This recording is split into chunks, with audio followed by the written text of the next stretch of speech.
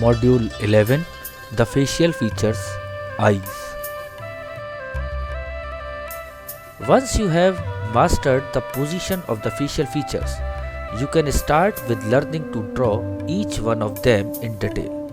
In addition to giving you the required practice of observing and drawing what you see, it will give you an insight on how different pupils' appearance can be. I will start by drawing an eye from a live model. It is like drawing any other object where you begin by careful observation. The human eye naturally has certain areas of shadow and highlights due to the bone structure of the eye socket. So make a mental note of these points.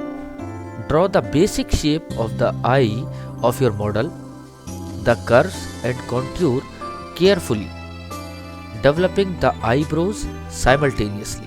Notice how I smudge the lines with the use of my fingers, turning it at different angles as required. I will smudge the gap between the eye and the eyebrow to form an area of shadow, which is usually the area with a darker shade of skin tone in most cases. Till now, we learned the role of light and shade while drawing an eye, along with the natural areas of depth and shadows. In this one, I used blue around the eye socket to create depth. A similar area of shadow is the one below the eye, where people often develop dark circles. Since the skin is sensitive, it is prone to tan when exposed to sun. Thus, you will notice the skin is darker here in most cases. Though this is no hard and fast rule and may vary from different person to person. A definite area of shadow is the part of the eye right next to the nose, until and unless a harsh light falls on the face from front. I am using dry soft pastels to draw the eye, picking a grey or white shade to soften the look wherever required.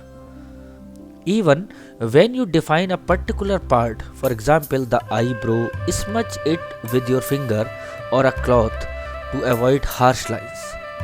With a piece of soft cloth, smudge the edges of the outline of the eye socket to appear softer.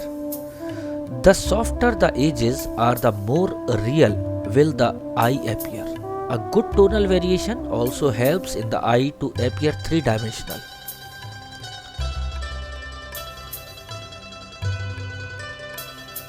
The eye socket can be a challenging part to draw, as the hollow of the eye socket is largely responsible for the face to appear three-dimensional.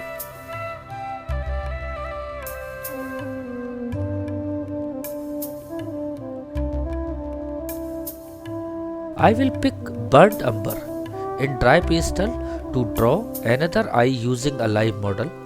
The angle this time is very side, more of a profile. If you see the human face as a structure of various protrusions and depressions, then the nose and eye socket form both these aspects respectively. They reveal the shape of the skull beneath, and hence it's important to get the shade and dark correct while drawing these features in order to suggest the structure that lies beneath the surface. As the light changes, the colors change too. In case you are drawing a model in natural light, you will have to be quick in order to capture the colors. I will explain the basic structure of the eye later. Let's first concentrate on the close observation of the form and catching the expression of an eye. All I do here is observe and sketch the basic form, using the same technique of smudging by hand to bring out the shade. Try capturing the essence of the eye. The model is standing at a different angle this time. From where I stand, I can see the eye in profile. By using the same technique of smudging for shadows and midtones to portray the light and shade correctly. I continue to draw the eye's basic form. The lightest area in the eye is a sclera, the area around the pupil and iris. Sclera being white naturally takes the place of the highlight, and the pupil being a deep charcoal or black usually falls in high contrast with the sclera, proving the high contrast and beauty to the form of an eye. I am smudging the corners of the entire eye with my finger to smoothen the edges. With a white dry pastel, I mark the dot in the iris. This dot decides on the direction where the model is looking. The glint that the white dot adds to the entire form helps in bringing the eye to life. I will use the same model and show a different angle of the eye this time. Holding the pastel stick like a pen, I will draw the basic form of the eye in a few quick strokes.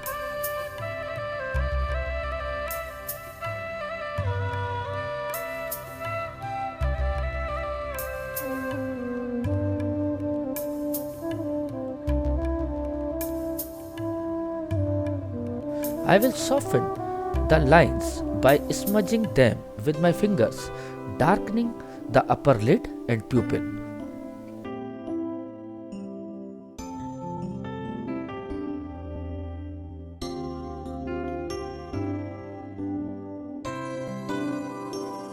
The eyebrows, upper eyelid, lower eyelid and iris.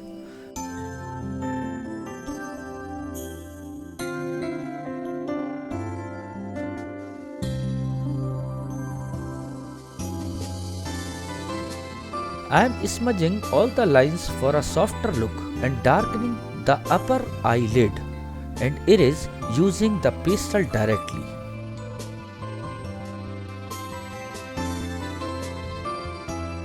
There is a glint in the eye next to the pupil, which is one of the most crucial parts to draw.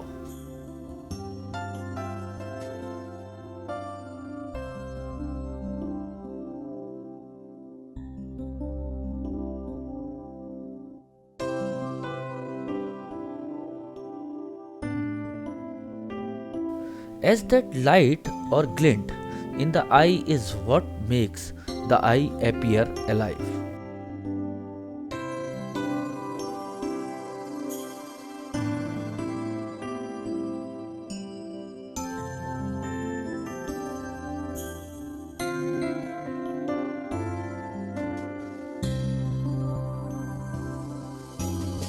This model is almost looking directly at me. I will use an eraser to pick some charcoal off the sheet from the area between the eyebrow and eye to create a soft highlight.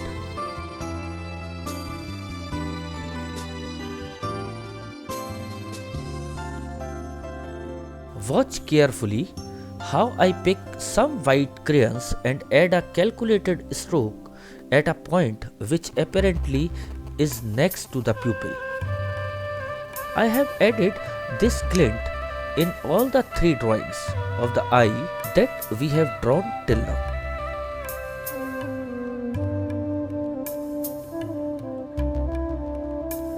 I have not used black to create the darkish grey black that you see on paper. I rather picked burnt umber for the base and magenta.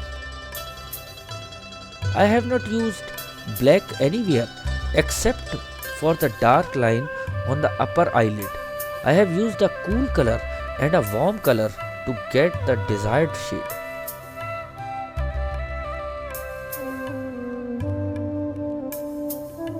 I will draw another eye with a new model this time.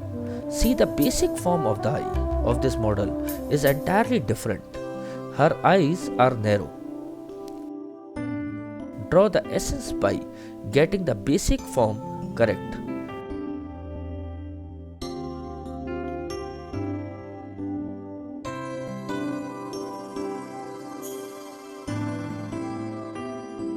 Draw the contours of the eye using the dry pastel sticks and then smudge the lines.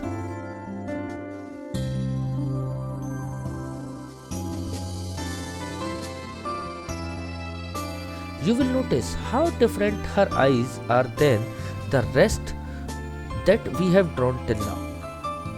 The basic technique to draw the eye in a dry medium remains the same, but to get the drawing correct is very important.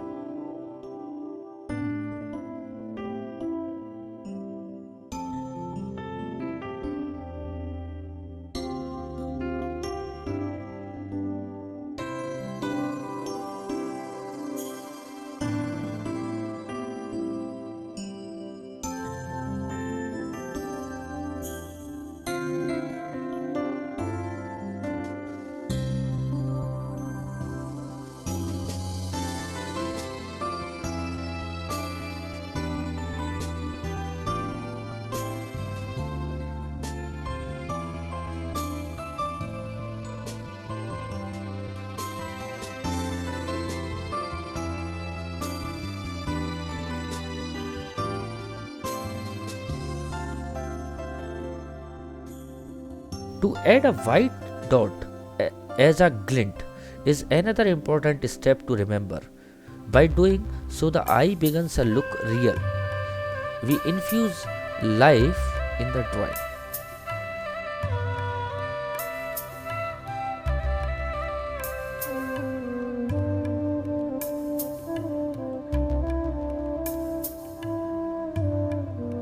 I will add some black color on the upper eyelid and slightly on the eyebrow to add life and luster. Do not go outside the socket of the eye. Remain within the socket, which is acting as the basic form. As next step, notice the light and shade, thick and thin area. Where are the darkest areas?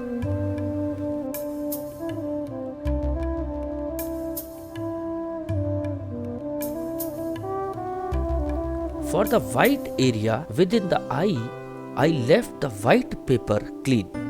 You will observe that in some pupil, the white part of the eye is more visible.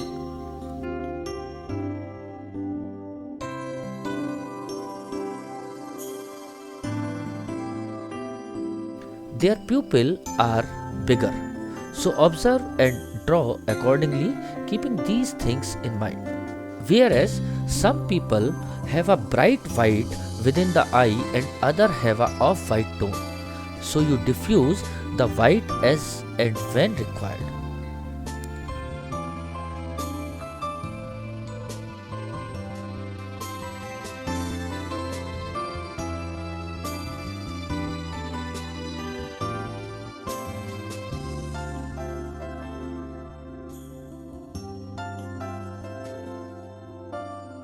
I will draw another eye of the same model.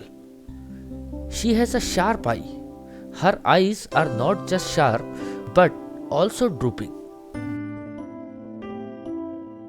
Notice how I am picking the color on my finger and applying it on paper. Her eyes are different than the rest or how eyes generally are.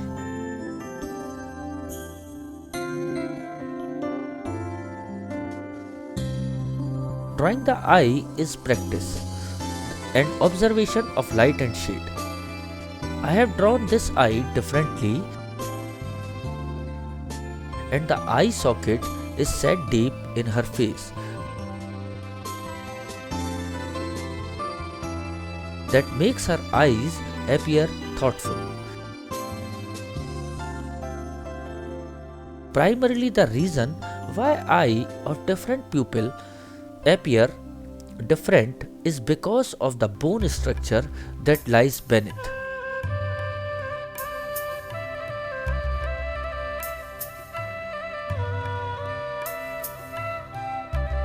The technique of drawing the eye more or less remains the same each time.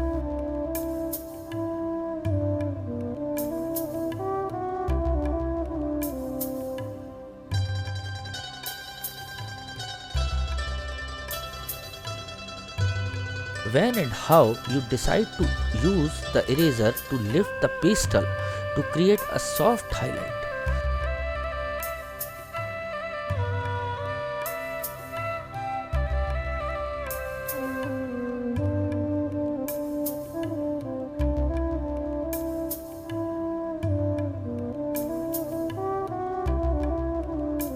Use the white color of the paper for a sharper highlight, or smudge with a cloth or fingers. For shadows are all decisions based on observation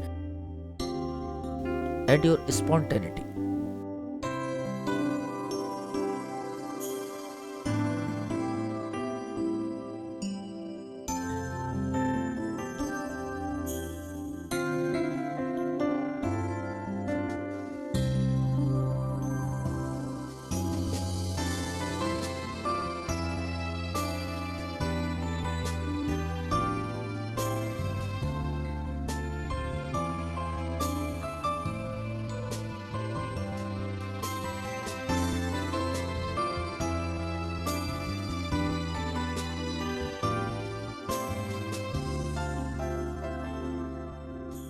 I can't teach you this. I can only guide you through the process. You will have to practice and learn through your own observation and mistakes.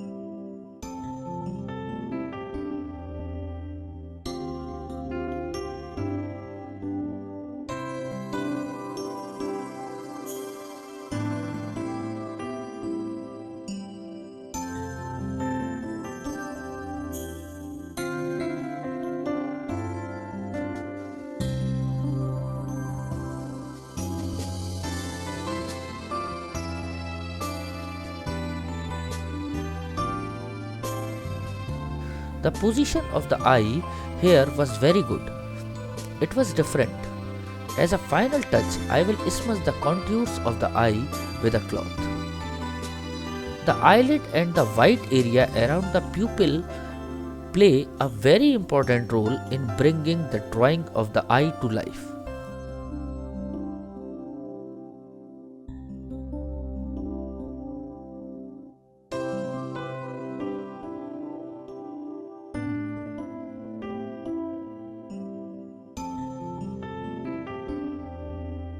For making it look alive, the white dot is extremely important.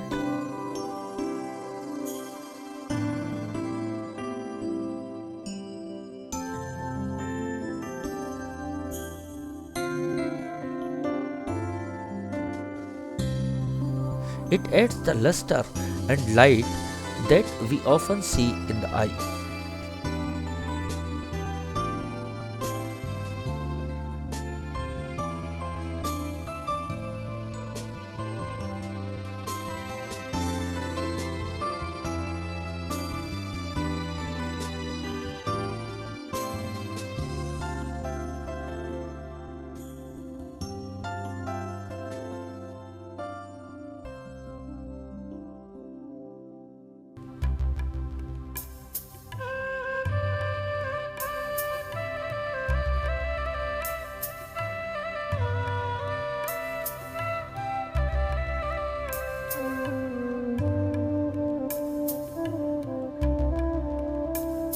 The mouth and lips are other important features of the head. The eyes, lips, and mouth all are placed closely in a face within one triangle. However, the eye remains the most important as they make a portrait look alive, being the human expressive facial features.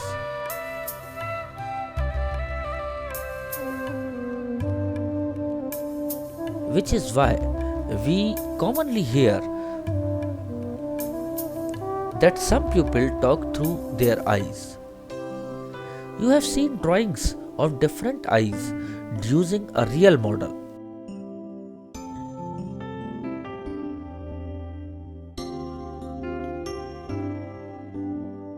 Let's get an idea of how to draw the eye from imagination. The technique remains the same whether you use charcoal, pencil, or pastel.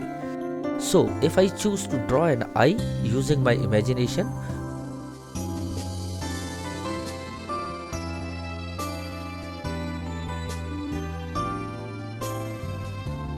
I will draw the form and then smudge it using my finger.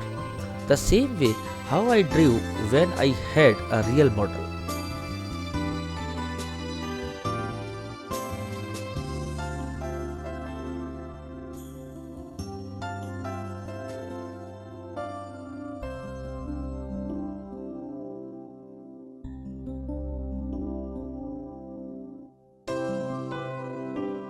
Before you start drawing an eye, start by practicing the basic form of the eyeball and the eyelid.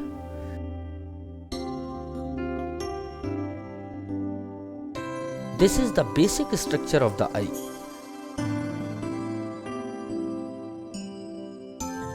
It is a good idea to have the knowledge of the eye socket.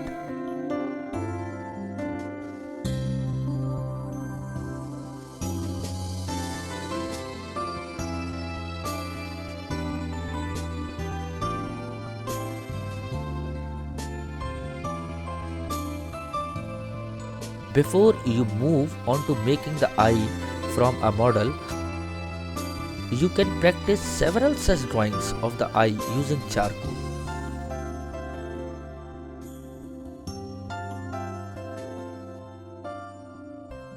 Take care of the white area around the pupil. Be careful to not let the white area get muddy.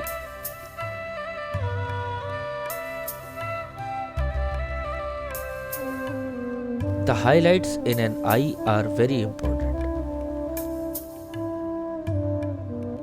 Attempt such drawings every day. Carry a small sketchbook and practice every facial features individually whenever you get some time during the day.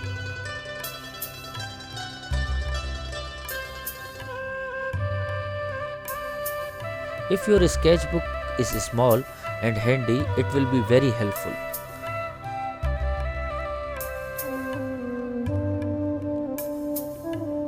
You will feel inspired to pull it out and start drawing.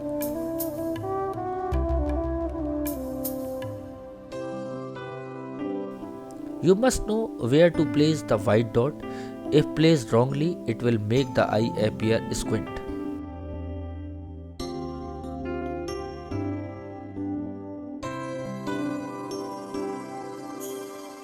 So let me run you through the important points very quickly.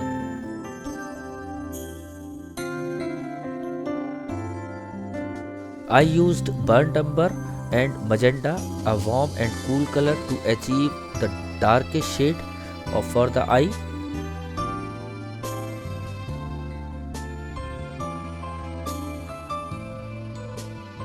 Drawing the basic form of the eye socket is the most crucial step.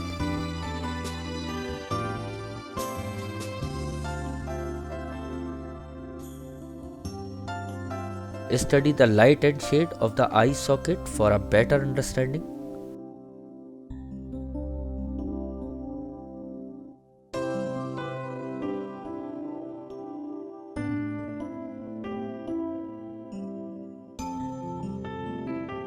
Use the eraser to create highlights or direct black for the darkest shadow.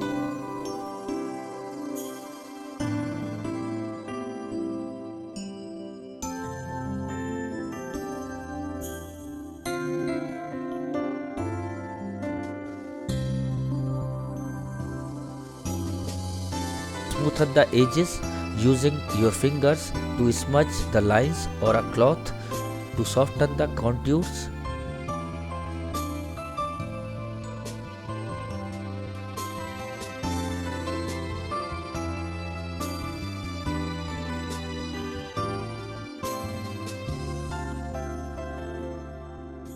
Adding a white dot in the pupil make the eye look in a certain directions, bring to eye to life.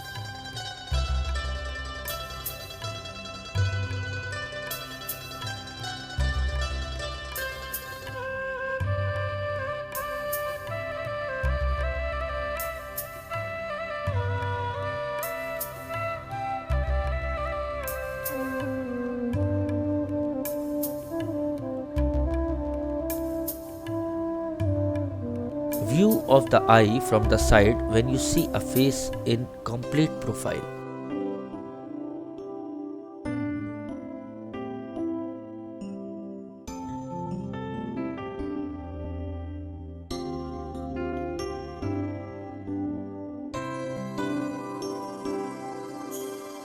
The eyeball shifts to one side. The rest of the rules and techniques remains the same. The drawing of any other facial feature is based on the same rules when talking about the application of a dry medium.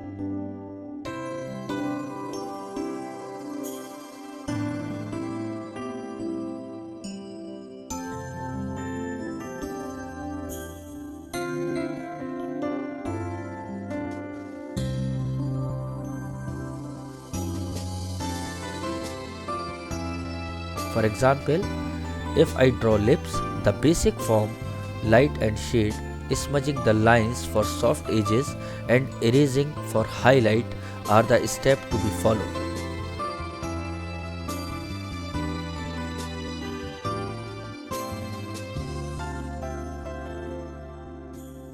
Since every facial feature is rounded, the play of dark and light is important. The tonal variation helps achieve the curvature or roundness in the facial features. You can continue working and observing different pupil,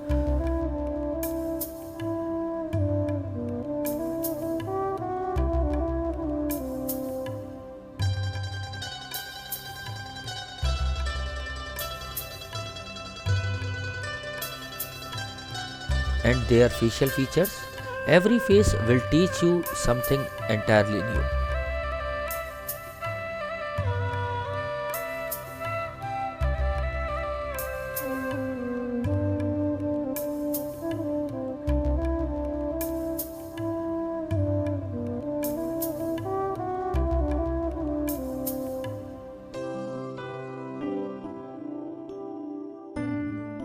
The day you feel you have seen all sorts of faces, a particular model and its characteristic features will surprise you again.